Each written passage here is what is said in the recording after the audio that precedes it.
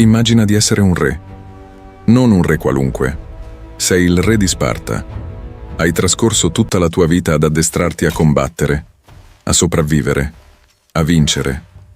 Il tuo corpo è una macchina da guerra. La tua mente conosce solo la disciplina e la vittoria. Hai guidato uomini in battaglia. Hai visto la morte da vicino abbastanza volte da non temerla più. E adesso, in piedi sul bordo di un passo di montagna, guardi verso est. E per la prima volta nella tua vita ti manca il respiro.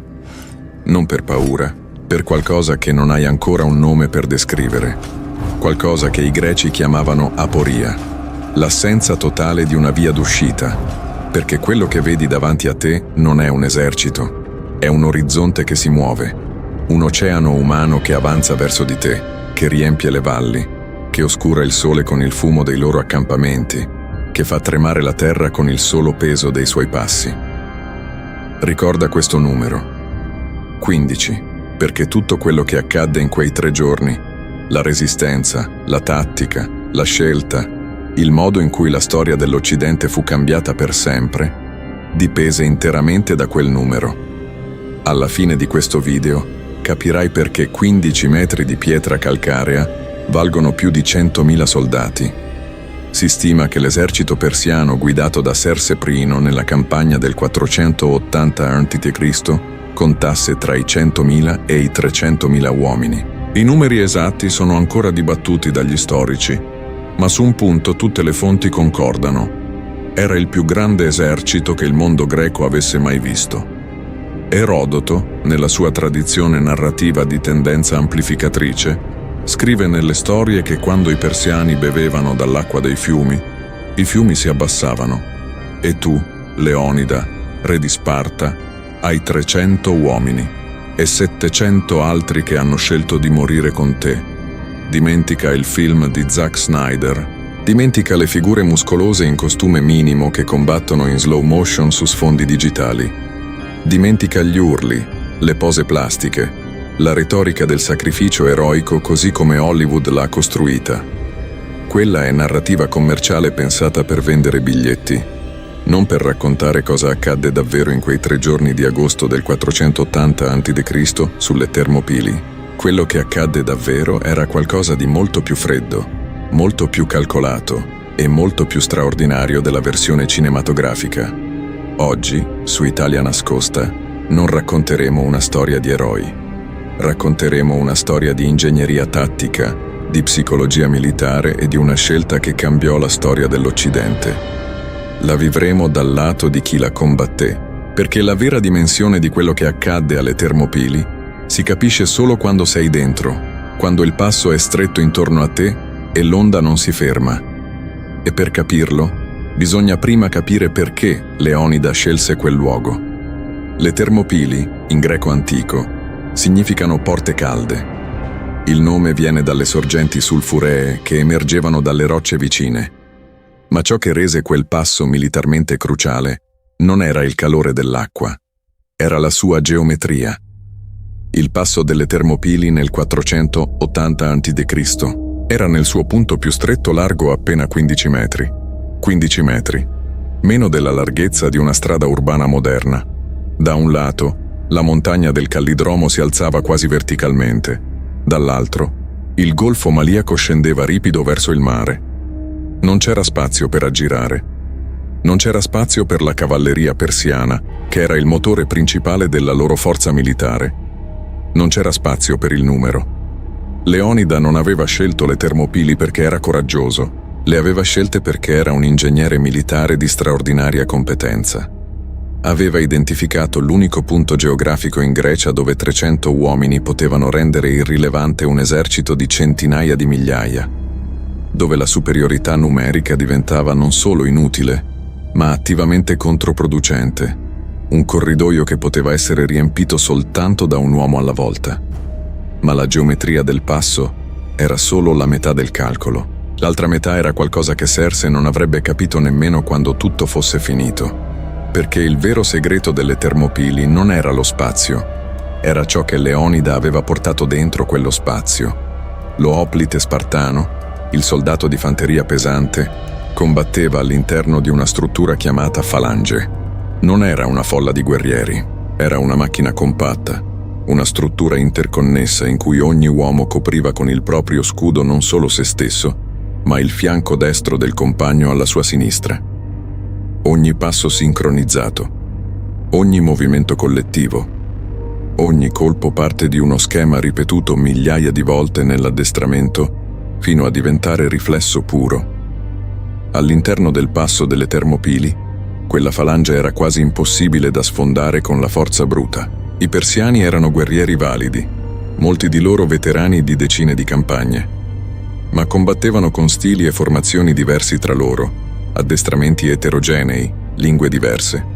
Lo stesso numero che li rendeva invincibili in campo aperto diventava un problema di coordinazione, in uno spazio dove solo le prime file potevano combattere. Leonida lo sapeva e aveva programmato la resistenza in modo che quei 15 metri diventassero il punto dove l'impero più grande del mondo si sarebbe spezzato contro 1000 uomini. Quello che ancora non sapeva, in quel primo giorno, era quanto in profondità la sua scelta avrebbe cambiato tutto quello che sarebbe venuto dopo. Quanto quella resistenza in un passo di montagna avrebbe determinato il destino dell'intera civiltà occidentale. Ma lo scopriremo adesso, un passo alla volta. Il primo giorno, Cersei aspettò. Questo dettaglio, quasi sempre ignorato nelle ricostruzioni cinematografiche, è fondamentale per capire la psicologia dello scontro. L'imperatore persiano trascorse 4 giorni fermo davanti al passo, convinto che gli Spartani si sarebbero ritirati o avrebbero chiesto di trattare. Non riusciva a concepire che 300 Spartani e 700 Tespiesi potessero deliberatamente scegliere di non fuggire di fronte al suo esercito. Quella attesa era già, in sé, una vittoria tattica per Leonida. Ogni ora di ritardo era un'ora in cui le città greche potevano organizzarsi. Un'ora in cui la flotta ateniese, guidata da Temistocle, poteva prepararsi al largo del capo Artemisio. Le Termopili non erano mai state pensate come un punto di vittoria finale. Erano un perno temporale, rallentare l'avanzata persiana abbastanza a lungo da permettere alle polis greche di coordinarsi. Leonida stava combattendo una guerra strategica, non una battaglia eroica. Il quinto giorno, Cersei perse la pazienza e mandò avanti i Medi. I Medi erano soldati esperti, ben equipaggiati, veterani di molte campagne, ma si trovarono immediatamente davanti a un problema che nessuna esperienza precedente li aveva preparati ad affrontare. Uno spazio così stretto che le loro tecniche di combattimento diventavano inutili, e di fronte a loro una macchina compatta, che non arretrava, non si spezzava, non mostrava aperture. La falange spartana al lavoro era qualcosa che i sopravvissuti persiani descrissero, secondo Erodoto, con un termine inequivocabile: terrore. Non per la violenza in sé, ma per la sua qualità meccanica. Gli Spartani avanzavano, colpivano, si ritiravano in finti sbandamenti per attirare i persiani in avanti rompendo la loro formazione. Poi si riformavano istantaneamente e colpivano di nuovo. La tattica della falsa ritirata, documentata in dettaglio da Erodoto nel libro settimo delle storie, era una tecnica deliberata, un modo per far credere al nemico di stare vincendo, per aprire una breccia nella sua formazione e poi usare quella breccia per distruggere chi era avanzato troppo. Funzionò tutto il primo giorno e tutto il secondo. I persiani mandarono avanti i loro reparti migliori, i Medi, poi i Chissii, poi infine le Immortali, la guardia d'élite personale di Cersei, 10.000 guerrieri selezionati che non avevano mai conosciuto una sconfitta e che rappresentavano il simbolo stesso della potenza militare dell'impero. Tornarono indietro con perdite pesanti e senza aver sfondato di 1 metro. Secondo Erodoto, Cersei assisteva alla battaglia seduto su un trono di pietra, costruito su un'altura da cui poteva vedere il passo. Si racconta che durante la battaglia si alzò 3 volte in piedi per l'angoscia, vedendo come i suoi uomini migliori si sfaldavano contro quella linea che non cedeva. Ma Leonida sapeva qualcosa che Cersei non sapeva ancora. Il tempo stava per finire.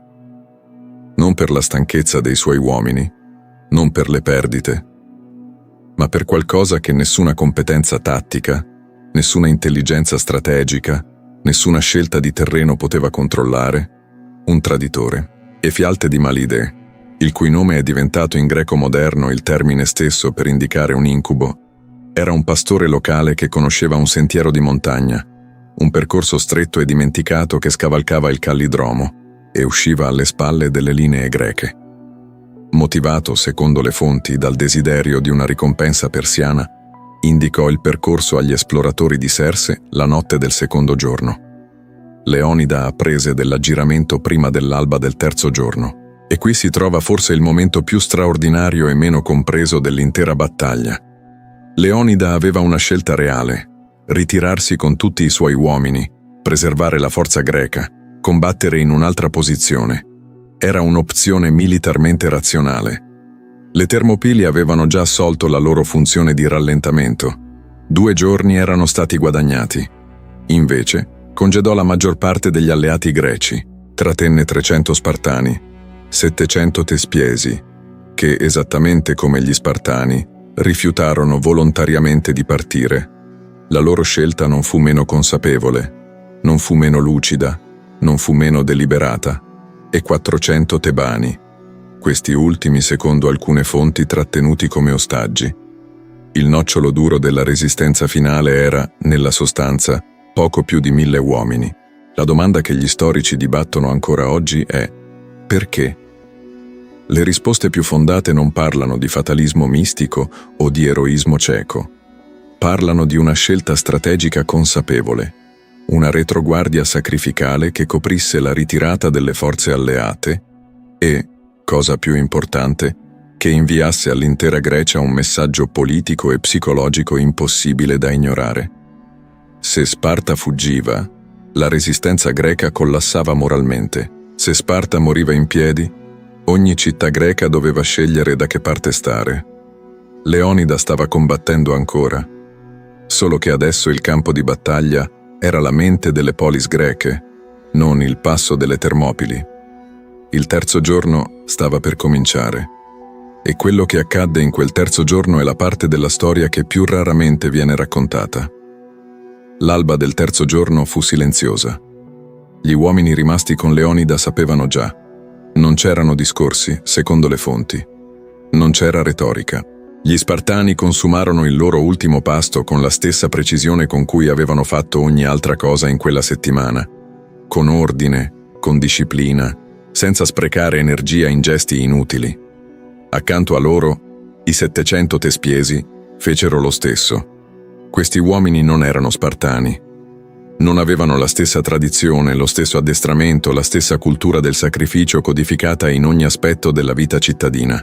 Erano cittadini di Tespi, una piccola polis della Beozia, e avevano rifiutato di partire con la stessa lucidità con cui Leonida aveva scelto di restare.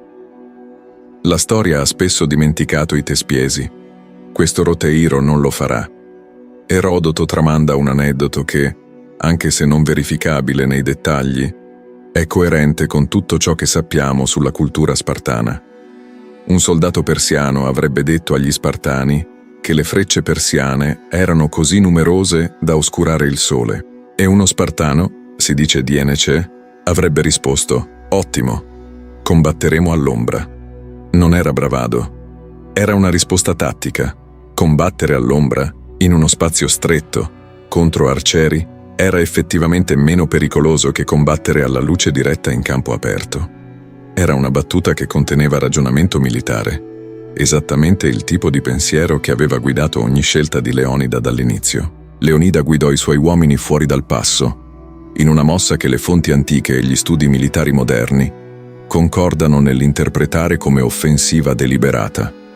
Invece di aspettare l'accerchiamento, attaccò verso la massa persiana nel tentativo di raggiungere Serse, o almeno di infliggere il massimo danno possibile prima di essere sopraffatto. Fu in questo combattimento finale che Leonida cadde. Erodoto descrive 4 cariche persiane successive per recuperare il corpo del re spartano, non per rispetto. I persiani sapevano che per i greci il corpo del comandante caduto aveva un valore simbolico immenso e ne volevano il possesso come trofeo politico. Gli Spartani e i Tespiesi Resistettero ogni carica, fianco a fianco, tenendo il corpo di Leonida fino all'ultimo, fino a quando non rimase più nessuno in piedi per tenerlo. La resistenza finale si concluse su una piccola collina, in greco il Kolonos, dove i sopravvissuti, le armi spezzate, si difesero fino a essere sopraffatti dalle frecce persiane. Erodoto, in una delle sue descrizioni più intense, scrive che combatterono con tutto quello che avevano ancora.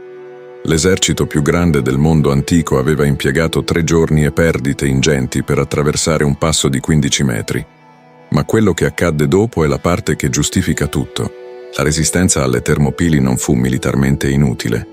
Non fu nemmeno semplicemente simbolica. Fu il punto di svolta che rese possibile tutto ciò che seguì. La flotta ateniese, operando al largo di Artemisio in contemporanea con le Termopili, aveva guadagnato tempo sufficiente per riorganizzarsi e ritirarsi in buon ordine verso il Golfo Saronico. Temistocle usò quel tempo per architettare la battaglia navale di Salamina, nell'agosto-settembre dello stesso anno, in cui la flotta persiana fu distrutta in modo così completo che Serse fu costretto a ritirarsi in Asia con la maggior parte del suo esercito. L'anno successivo, il 479 a.C., le forze persiane rimaste in Grecia sotto Mardonio furono sconfitte definitivamente a Platea. L'invasione di Serse, la più grande operazione militare che il mondo persiano avesse mai tentato in Europa, fu respinta.